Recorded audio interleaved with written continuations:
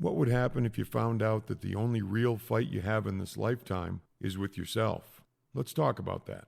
Welcome to When I Stop Fighting, the podcast. My name is Daryl Dittmer. Today I'm joined by Rayna Schroeder. Rayna helps purpose-driven leaders go from being unhappy, thinking, is this it, to rediscovering joy and fulfillment, lead in a way that uplifts others, and create great places to work. Described as a partner in exploring possibilities, her clients clarify, further commit, and find the energy to create and sustain changes for themselves and their organizations. Welcome, Rayna. Great to have you on today. Thanks, Daryl. It's great to be here to have this conversation with you. Thank you. Yeah, I know we talked a little bit a few days ago and about what you do and a little bit about from whence you come and why you do what you do, which I think is kind of the coolest thing about people. How do we spend our days? And then, but why do we spend our days like that? Which I think is a cool thing to explore. So if you would be so kind as to share your journey to where you are, and go back as far as you want, whatever contributes, whatever matters, please include so that our audience can get to know you a little better. Sure, thanks. And I'm going to use the same technique I use with my coaching clients. I'm a leadership coach, so I help leaders be at their best so that they can help others be at their best as well. And when I first work with a client, I ask them to think about their leadership journey in three parts. One is kind of growing up. The next part's your first job, and then the next part's where you are today. So I think I'm going to follow that same format. Sounds good. So growing up, English was my second language. Both of my parents were deaf, so I grew up knowing sign language as my first language. Wow, interesting. Very cool. And I was also the firstborn. So, had responsibility at a very young age. I can remember, I was on the phone on one end and I was interpreting for my parents, and then they would say something and I would say it back. So lots of sort of responsibility at a young age. So I think that was my first sort of leadership foray. And then I was a coach for a high school dance team. I had been on the dance team and then I became a coach. And I just followed what the head coach did. I was kind of the junior coach for a couple of years. And, and their style was command and control. And you do what I say and you stay in line. So I thought, well, that's the way you lead. And then I got some training in leadership. And I realized that I wasn't doing these young women a service by telling them what to do all the time. It was much better when I collaborated with them, when I encouraged them and asked them questions and sort of enabled their own leadership to come forward. And for me, that was a pivotal point for me in my leadership journey about, these are the different styles of leadership and what the impact is. And I remember there was a time in the early 2000s that was a pivotal point for me about becoming a coach. And that was, I was working for a consultant at the time, and I remember being miserable at work. I hated Sunday nights, dreaded going in on Monday mornings. I used to tell friends and family that I felt like a little piece of my soul was dying every day when I went into the office. Hopefully people listening, there's nobody out there that's feeling that badly, but if there is, there were two big reasons for why I felt the way I did. One was certainly me looking around at everything and everyone else as the problem instead of looking in the mirror. And then the other reason was the leadership team that I was working with at the time.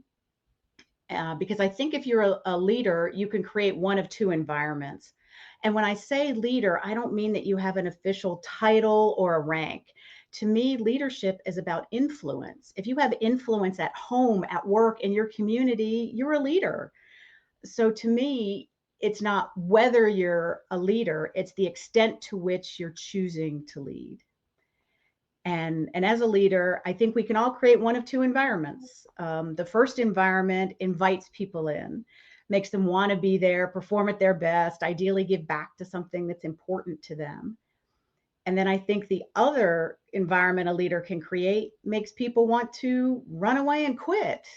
And some people do just that. They quit mentally and emotionally, but they still show up physically for the paycheck, just kind of going through the motions at work. Worst of all worlds in my mind, because life is way too short to be miserable, especially at work, since we spend so much of our time there. So the work that I do with my clients is fortunately based on my turnaround, which took a lot of work and research and time to rediscover my, joy and purpose and sense of fulfillment. And now I'm able to help leadership clients find that and live from that place so much faster than I have. And I also have a background in something called positive psychology, which is the study of what makes us happy and thrive and perform at our best, as opposed to traditional psychology, which studies everything mentally and emotionally wrong with us. And so, figuring out what lights you up, what lights me up, and it's different. And some very sort of easy, scientifically based things that can make us lastingly happier and more optimistic. And when we're doing that, when we're at our best for ourselves, then we're able to be at our best for others, for our families, for our communities, for our organizations. And life is just so much more fun and fulfilling that way, to live that way. And since life is a continuous journey, the title of your show is When I Stop Fighting, the Fighting Stops. And I had some real insight into that not too long ago through some family dynamics, which we can either talk about or not talk about. But Sure. it's a continuous journey and learning as you go for everybody, me included. And I think that's part of the joy of just being alive. Absolutely. And thank you for sharing that story and your story. People get so much, I think, from hearing others' stories, because we all have a little different story, obviously, but we all have different perspectives. We all have different things that light us up, that we feel different things. And sometimes we feel the same things on a journey that is, either empowering or difficult. And to hear that other people have gone through those things, I think is crucially important, so that we don't, you mentioned blame, so that we don't start blaming and saying, oh, it's this or it's that, or it's something completely beyond my capability to address. Because I think we can't leave we can't lead our lives feeling like everything's hitting me, everything's on me, everything is a problem, everything is difficult, and it's no way to live. And it sounds like you help people to stay away from that mentality, or at least turn things around and maybe look at what is good, look at what we can be grateful for. It sounds like that's something that you try to accomplish with people who are struggling. Exactly. And it's normal and natural, and I go there too, to go to a place of feeling the coaching language and the leadership language is feeling like a victim. Everything is being done to me. I don't have any choices here. This isn't fair. And when you're feeling that way, again, normal, natural, I go there. It's like the world shrinks. Your possibilities shrink because you feel like you don't have any control. And while you might have zero control on what happens to you, you do have control on how you respond to what happens to you. So it's a question of, for me, I say the energy's got to go somewhere. So when you're mad or sad or upset, the energy's got to go somewhere. So you want to find productive ways to let that out. You can do exercise and walking. You can scream into your pillow, whatever works for you. And then once you've kind of let some of that energy go, then then hopefully you can be to a place where it's like, all right, now what do I do? What can I do? Even if I can just change how I'm looking at the situation, where it's not that it's helpless and hopeless and it's never going to change. Because if we think that way, we can help create that sort of self-fulfilling prophecy. But if we think, okay, there is something I can do, even if it's, being tired of being sick and tired, and then decide, all right, let me try and do something different. And the something, it almost doesn't matter what the something is. It's that you do choose to do something different, even if it's just some self-care. I'm going to take care of myself for a little while here until I figure out what I want to do. And I remember doing a little bit of that when I was in that being miserable situation at work. I guess the last straw for me was I had a conversation with my boss at the time, and he called me in for a performance review. And he said, Rayna, I'm just going to tell you from the outset, you are not a good leader. And I thought, oh crap, think back to those feedback conversations. What are you supposed to do in this situation? Okay, don't get mad. Don't defend yourself. Just try and listen. So I'm like, okay, breathe, just listen. And he goes on to say, when you're not here, your team doesn't have any problems. They function normally. Things go fine. And that means you're a bad leader, because when you're not here, things are supposed to fall apart, and you're supposed to come back in and make things all better again and fix things. That's what good leaders do. And I remember sitting there, and I said what I thought, which was, you and I have a fundamental disagreement on what good leadership is. And that's what made me decide I couldn't be successful in that organization, started my own coaching and consulting company back in 2006. But it took me a while to get to that place. At first it was, it's unfair and I can't believe this and you idiot and you shouldn't. And then it was, that's not going to get me anywhere. And then eventually, once I kind of got over that anger and frustration and feeling like a victim, I was able to go, all right, now what do you want to do? And what I really wanted to do is I really wanted to help leaders be good leaders, to realize that it's about empowering people. It's about listening to people. It's about setting a vision and then letting people do amazing things and creating workplaces that people want to be at. And I said, that's what I'm going to go do. So that's what I did. That's awesome. There's so many things in there. I was writing some things down when you were telling your story, and I ran out of paper. So rather than, because I can have sticky notes everywhere in my life, and it's insane. So, but you mentioned sick and tired of being sick and tired, and I wholeheartedly believe, because that's much of my story, and all of these things happen, I think, at different times in our life. It's not like, oh, I was sick and tired of being sick and tired one time. I've probably been sick and tired of being sick and tired 100 times. And like you said, then I have to take action. Then I have to change. And I'm a firm believer that it truly can be, and it sounds like it was for you, and it has been for me at different points in my life, it's darkest before the dawn. Right. But that is, as difficult as it is, that is the best place to start changing, because I become willing to do things differently. And that's what I've found with my personal life. I'll share a quick work story. Same thing, as you. I was actually an owner in this company, and the majority owner, he said to me, and I was kind of in rough shape at this point. I didn't like the way the things were going. I was a leader in the company, and he was more sales oriented, and I was a sales guy, but he was more sales oriented. I was more culture oriented. Like, I want people to come here and enjoy what they're doing.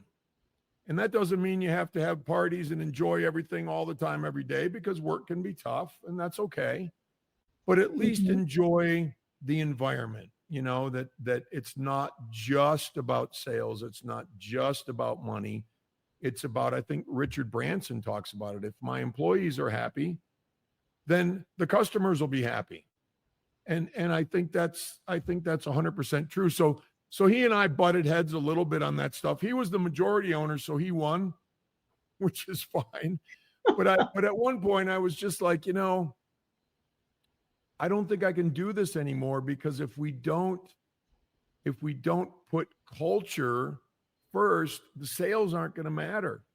We can make money, but that money doesn't make lives, in my opinion. Being contented and fulfilled makes lives. And it sounds like those are the things that you are training and teaching and helping with. And I'm so happy to hear that, because we need more of that. We need business that's not just focused on the dollar. We need business that's focused on helping people lead great lives.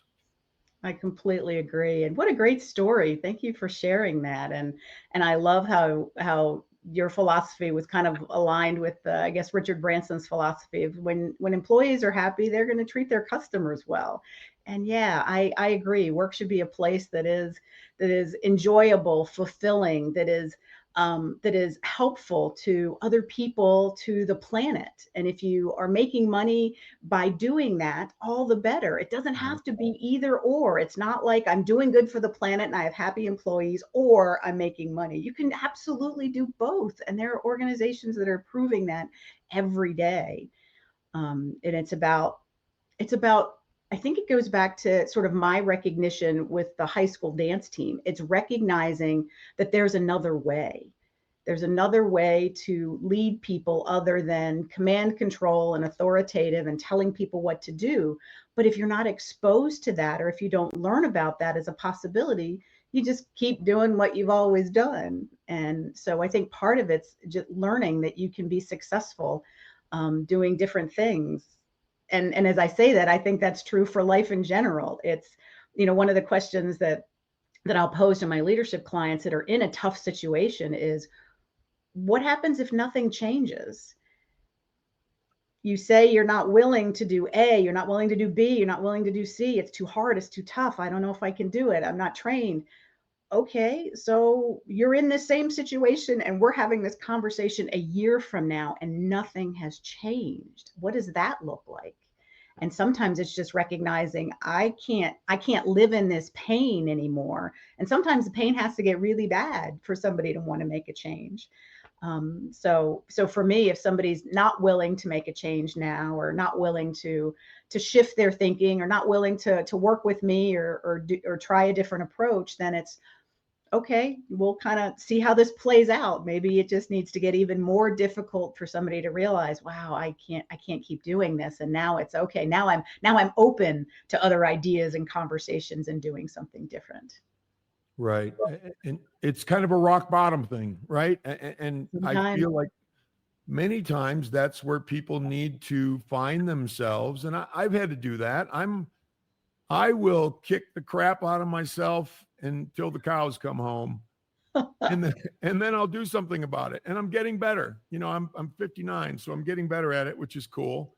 But that's the way my life has been. But again, I truly do feel like that's the place where we change. And I'm the same as you are. I'm part of what my books talk about is, if you're doing the same things 5 years from now that you're doing now and expect huge changes in your life, what do you think is going to happen? Life is about doing, and I do a lot of being stuff. I do breath work and I do meditation and this and that, but that fuels my doing, that fuels what I go try or not try. And it's very disheartening for me sometimes to see people who want a different life.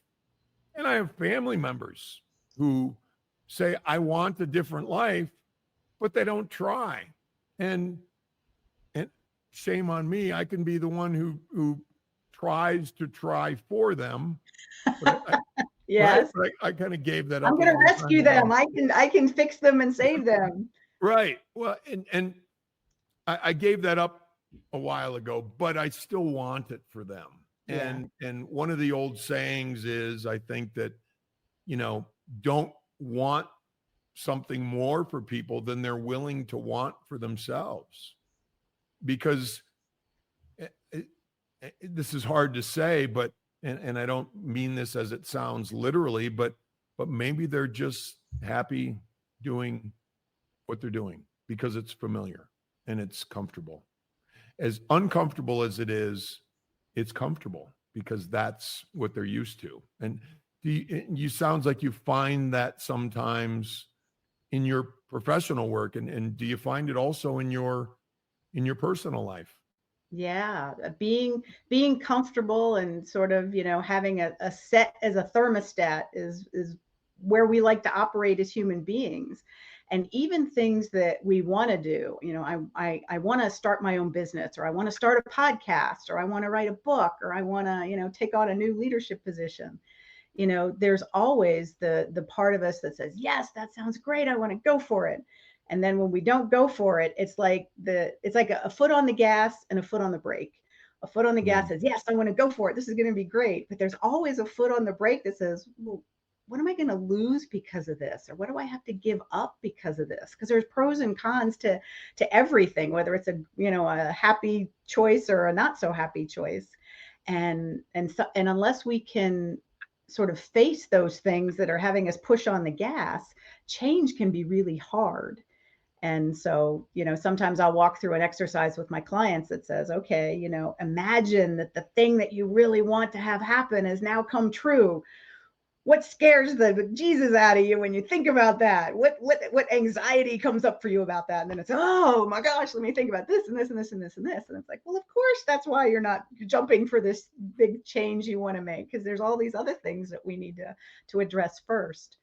And I've been, I mentioned, I think earlier before we started recording, I've been listening to some videos from webinars from coaching.com. They do a summit every year for coaches on coaching and leadership. And one of them talked about habits and setting goals, and how so often we set these huge goals. And I'll just go back to, I want to do my own podcast, since that's what you've done. So I want to do my own podcast tomorrow. That's what I'm going to do. I'm going to do my own podcast.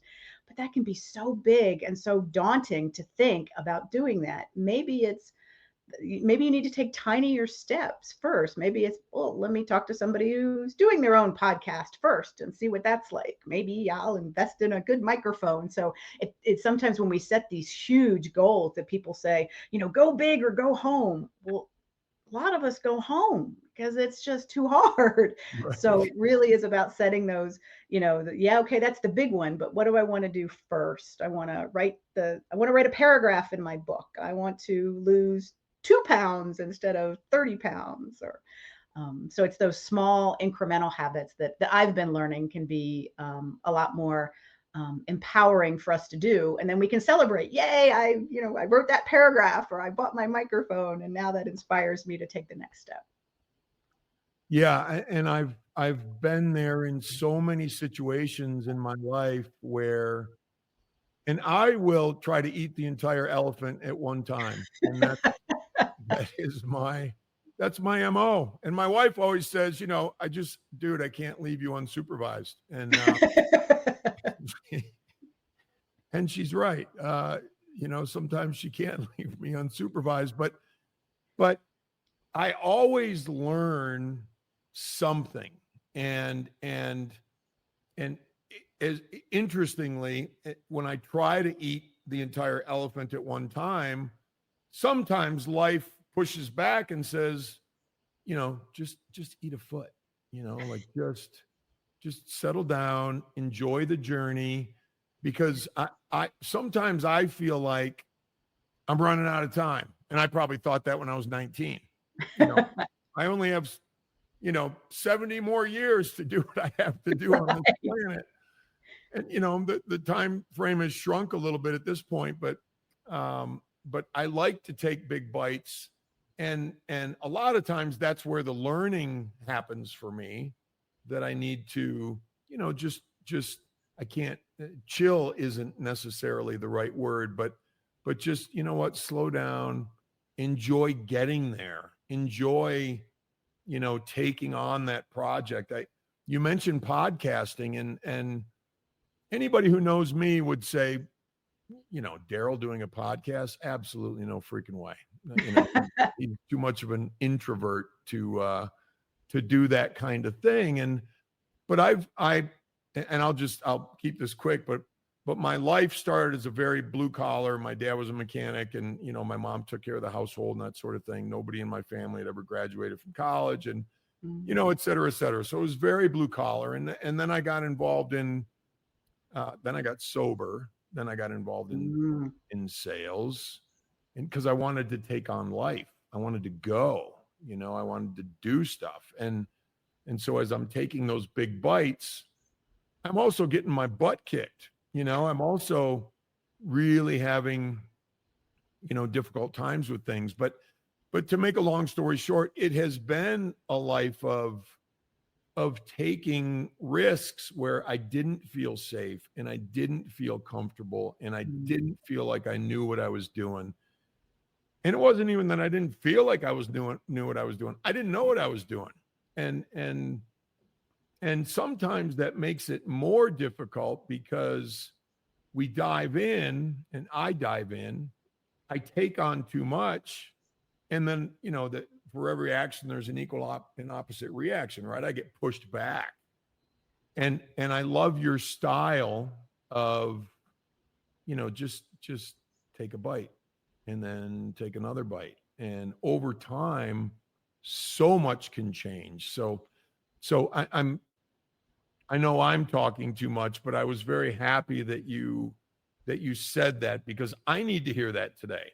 I need to hear, sometimes it's little bites, and that's really fulfilling, because we can participate in our lives changing over, the course of time. And that's really, really gratifying. Yeah. And as a coach, I think in questions. So all these questions are coming to my mind. If we were working together, one of my questions would be, what changes have you made in your life? How have you gone about that? What's worked for you? What hasn't? What patterns have you noticed? And sometimes you have to kind of sit back and examine some of that to go, oh crap, I've been doing the same thing for 40 years and I haven't figured out what the connection is between that. Or for me, I'll learn a lesson that I think I've already learned. And I'm like, haven't I learned that one already? Here it comes around. I must not have learned it again. Right. But I like to believe that you can, the universe, God, whatever language you'd like to use, is working for us, giving us opportunities to learn. And if I can remember that, and sometimes I have to go through the, mad, sad, angry, whatever phase to learn that, to go, all right, what am I supposed to learn from this situation? And for me, that's been one of my core questions for myself, and one of my core questions for my clients, that really shifts out from the victim, poor me, can't do anything, to what am I supposed to learn about this? And sometimes you're supposed to learn that when there's nothing you can do about a situation, that's in itself something that you've learned. I just have to learn to be okay with this and move forward, even if I can't change someone else, even if I want something so badly for them that they don't want for themselves. What I can learn is that I need to move forward and let them be who they are, and appreciate them and be grateful for them. And if and when they choose to maybe take some different action, I'll be here for them. And until then, I'm okay with it. I'm not making myself crazy about a situation anymore. Right.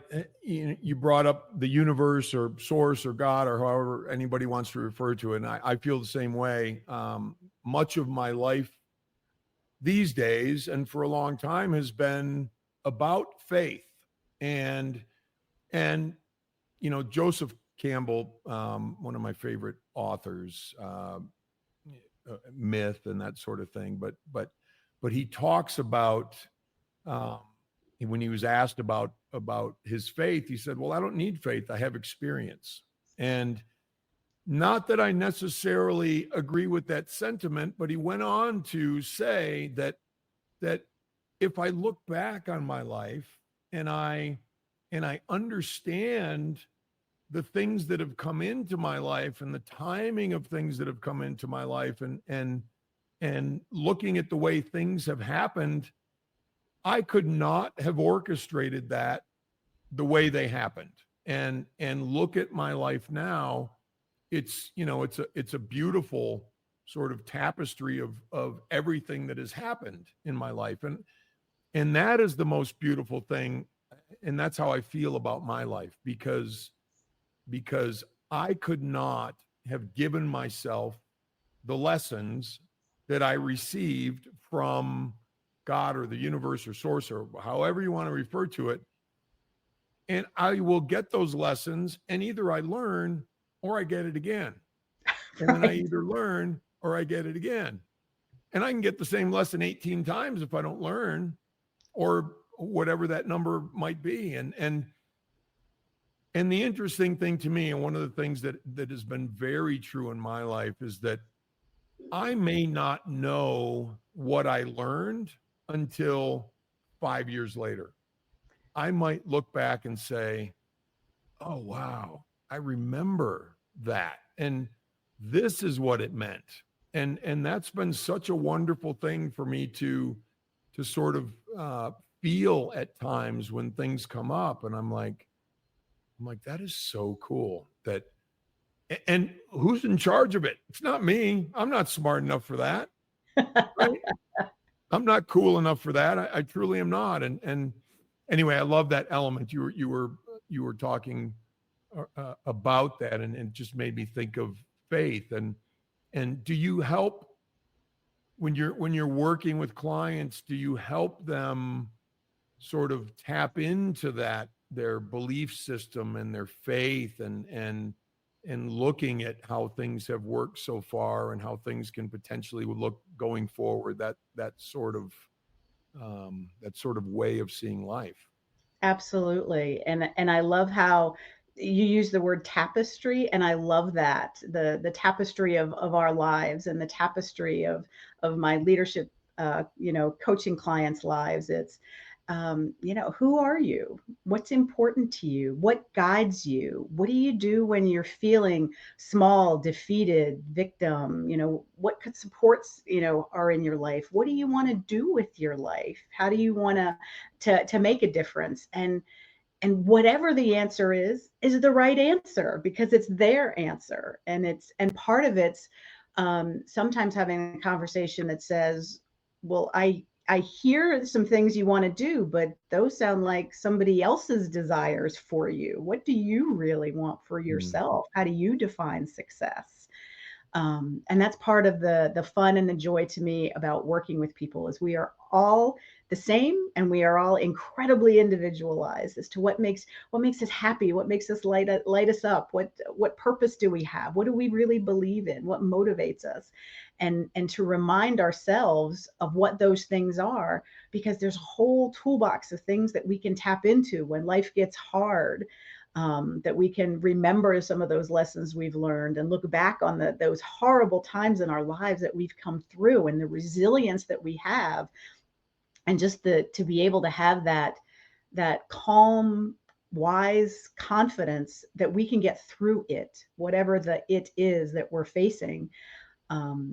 Just provides me so much peace. And I hear that from you as well, that you have that, you've done the work and the experimentation and the learning to realize that you can handle whatever's coming up in a way that is good, not just for you, but is good for the people around you as well, trying to make others in the world a better place. So I thank you for the work that you're doing with just this podcast in trying to make a difference in this world. Thank you. I really appreciate that. I think it's crucial. The only way, and we see it a lot in the world today, right? Everybody, or we see a lot of people, oh, I have the answers to the rest of the world's issues. Nobody has the answers. Good luck with that one. Right. And I'm a firm believer. It's one person at a time, right? I have to deal with me, and I have to I think of myself. I don't actually think of myself as this, but I think it's kind of funny. An attorney said this to me a long time ago about people. He was talking about moving product, and he was talking about people. And I'm like, and I look at myself as a product. What product am I putting out there in this world? You know, what am I? Yes. Am I someone who is, able to get along with people? Can I forget about myself long enough to smile at the cashier, or strike up a conversation with somebody, or make eye contact with people and say hi walking down the sidewalk? Or am I all wrapped up in my stuff? Like, oh, I got this problem and I got that problem, and life stinks, and it's, look what's going on over here and look what's going on over there, and the president's terrible and this and that, and like all that stuff, right? Like we can get embroiled in that. But if we're embroiled in that, what's the product we're putting out there on the street? What's the us that's going out there? Who is the Daryl that's going out there? And I've chosen for a long time to be a person who can help, who can help other people, and help people have, answer some of those questions, and look at life differently, and ask themselves, the difficult questions. And I appreciate you saying what you said, but I applaud you for helping people be better within themselves, so that they can contribute to whatever other environment they're in. And 8, 10, 12 hours a day, that can include work. Right. Oh, and I love that's what you want to do with your life, to help people, to be that positive impact. That's the name of my company, Positive Impact Leaders. And that was a very deliberate choice. And to be someone, how do you show up in the world? Who are you? And what are other people empowered to be like when they're around you? So I love those sort of existential questions, and those are the same questions I ask my clients. And I also come from that same. I want to be helpful. I want to try to be someone who is, I say, positively contagious, because our moods are contagious. So if I can help someone in a way see the world in a more optimistic light, see themselves in a more confident, positive light, that helps. We help each other. We help our teams. We help the world that way. Like you said, one person at a time. Yeah, that's beautifully said. The cool thing about having been on this planet for a bit, and working on my stuff for a long time, is, you mentioned mood, and I agree with you. Whatever we're bringing to the table is contagious. And so I do certain things on a daily basis, to make sure that what I'm bringing to the table is something that's I want to say positive. Sometimes I struggle with the word positive, but is something that helps people and doesn't detract from people, and it helps empower people and that sort of thing. So what are the things that you would teach an individual to look at, or think about, or practice, or implement in their lives, that helps them, bring that wonderful mood into whatever they're doing? Thanks for the question. A couple of things. We always start with their values and their purpose in the world. What are the things that are really important to you, and what do you believe that your life is about? It could be through work, it could be through other things, but what are those things? Because you can always go back and anchor in those things when times are tough, or as you're deciding on a course of action. I want to do A or B. Well, if family is one thing that's really important to you, and you have a job opportunity that is potentially going to take you away from family significantly, is that something you want to, go back and run through the filter of your values? How does this align with my values? How does this align with my purpose? And then it's also about what specific things, bring you calm, allow you to tap into the best parts of yourself. For some people, it's meditation. I do that religiously every day. But it doesn't have to be, I'm sitting for half an hour or 20 minutes. Sometimes you can meditate for, 2 breaths before you have this difficult conversation with someone, just to center yourself. So sometimes it can be really small acts. I also have an exercise, and I'll share this with you. And it's an exercise from positive psychology, a guy named Martin Seligman. And it's called What Went Well. And it's to think of 3 things that went well for you yesterday, if you want to do it in the morning, or at the end of the day, because it allows us to look through the world at what we're grateful for. And gratitude practices just light us up, make us more optimistic. And whatever we're looking for as human beings, we find. So if we're looking for problems, that starts to fill our lens. And if we're looking for what's working, that starts to fill our lens. So it's a great exercise to be able to really balance this out in the world, from always looking for problems, which we do as a matter of survival. So we'll always do that. But let's also pick up the what's right lens and the what's working lens. And we need to be intentional about those thoughts and those actions. So that's one of the things I work on with clients, is how can you do these small intentional actions that will help you be at your best, so that you can then, help others be at their best as well. That's wonderfully put. And thank you for sharing those things. I'm a huge fan of and practice meditation. And sometimes when I don't, quote unquote, have time, which is garbage, because I always have time if I get up earlier.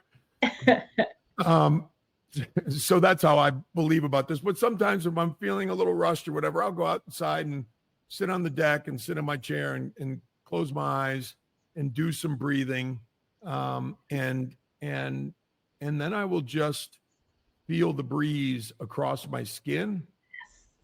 And that's the coolest thing. It's like somebody's pulling a silk sheet over my skin. If I'm there for it, I have to be in that experience at that time. But that can be as calming as a 20-minute, meditation. Just taking that time to stop and to center a little bit and to be in that moment. So thank you for sharing that. And gratitude is, people ask me and have asked me, do you pray?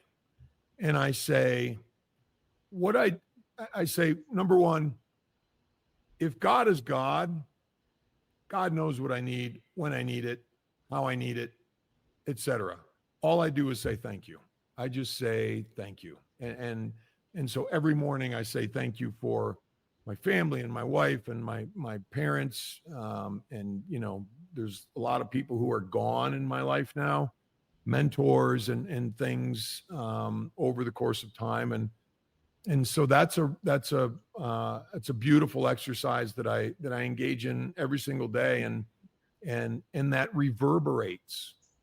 The word tapestry, and I love that word too, but I also love the word reverberate, because everything I do reverberates, and it moves out from me into life and into my life and into other people's lives who I touch. And so if I'm doing the meditation, doing the breath work, doing the gratitude, doing the exercise, doing all those things that allow my reverberation to be positive for other people, that absolutely matters. And that helps me in every area of life. So thank you so much, Rayna, for saying that, because it does boil down to our habits, and it boils down to our practices.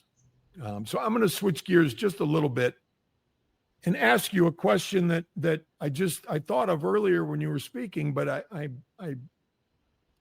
I wasn't sure I was going to ask it. From a leadership perspective, and I don't necessarily know that I know the answer to this question.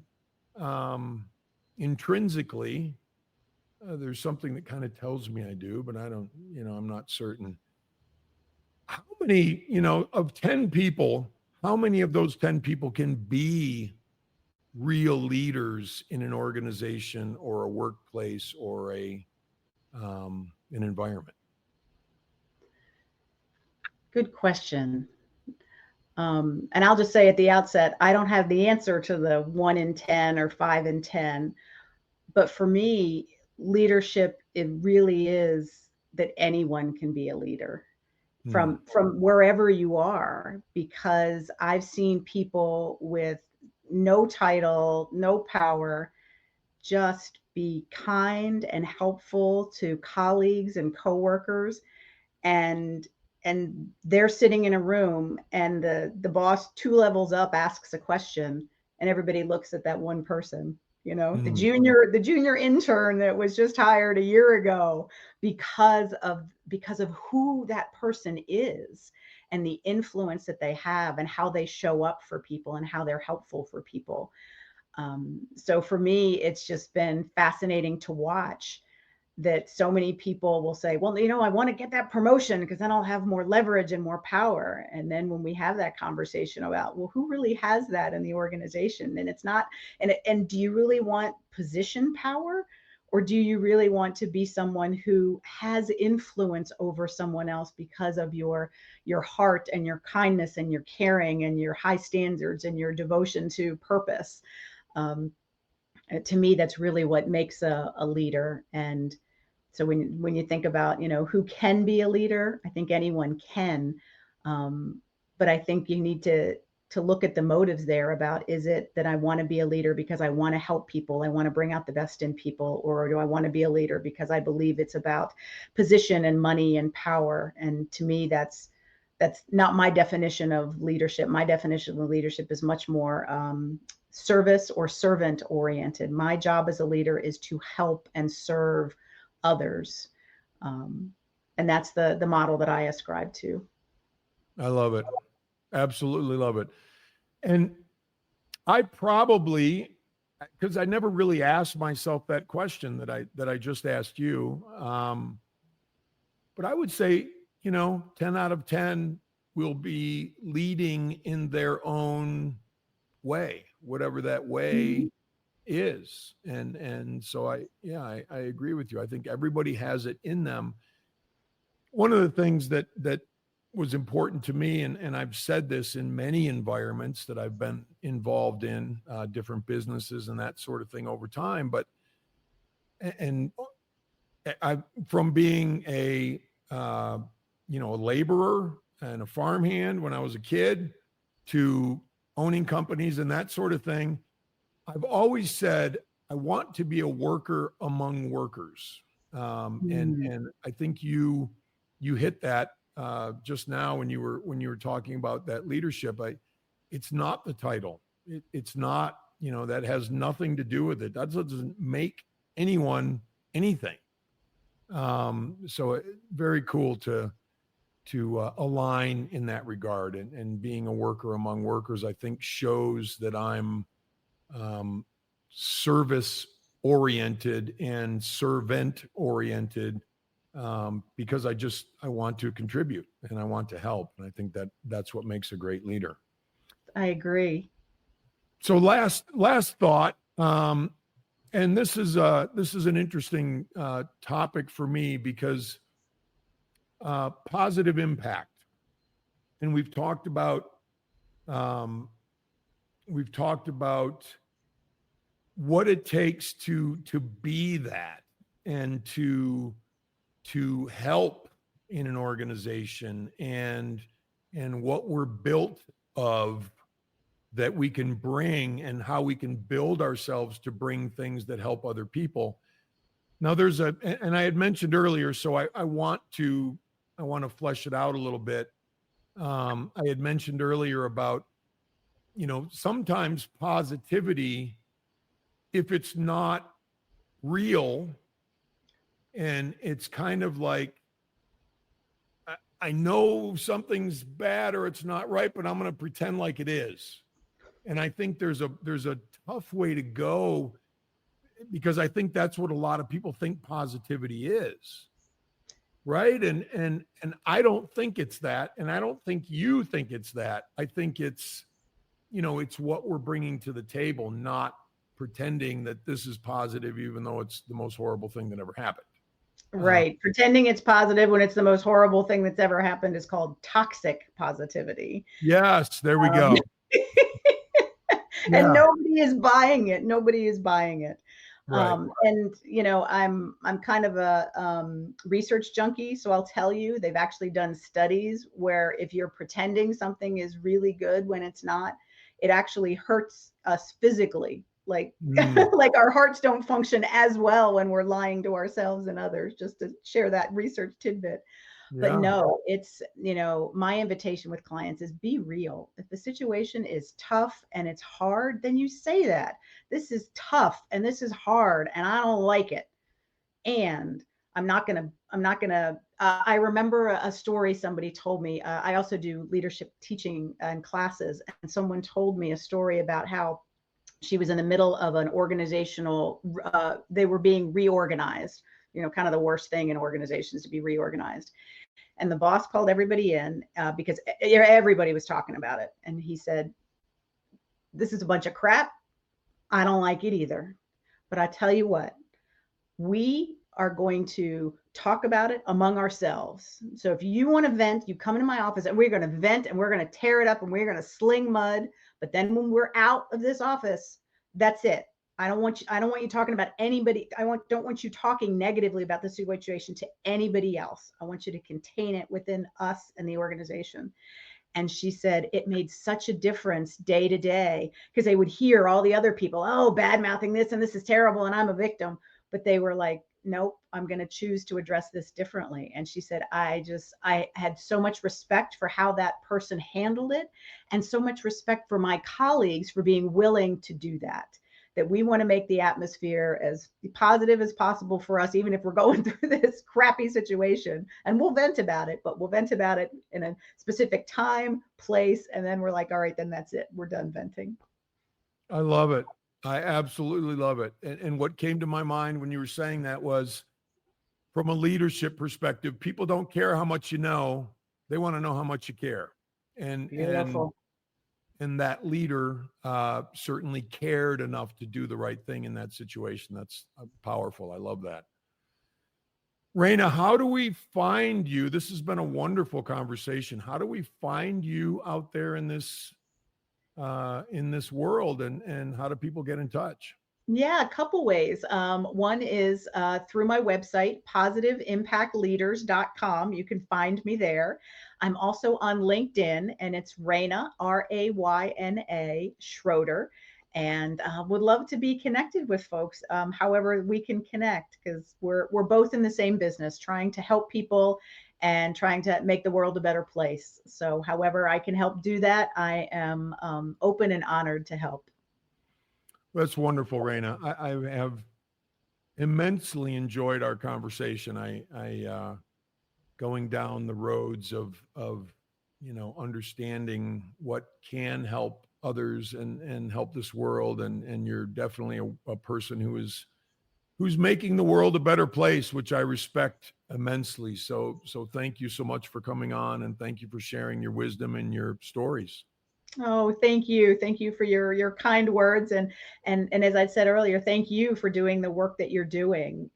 Your podcasts bring awareness and light and learning to others. And this conversation has been such a gift for me as well. So it's been a delight.